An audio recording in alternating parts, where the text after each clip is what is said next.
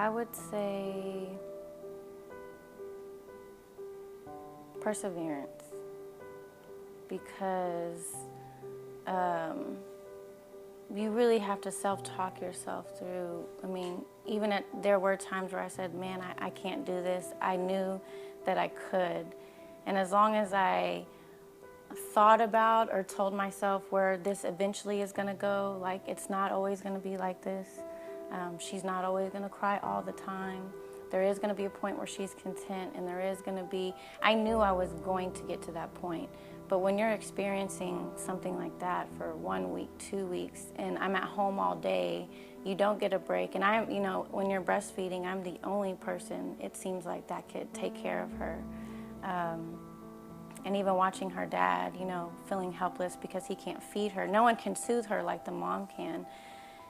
And again, like I said, you're constantly give. But I knew I was going to be able to rise above that. But you just don't know when that day is. You don't know when that break is going to be. You don't know when your baby's just going to change. So I would say that word, because I know that in the end that's where you're going to get to. I'll be able to rise above it, and I'll be able to get to that point. But in that moment, you just kind of have to tell yourself that things. It was just like the birthing process for me. It was like, I'm not going to take an epidural, but this baby's coming out.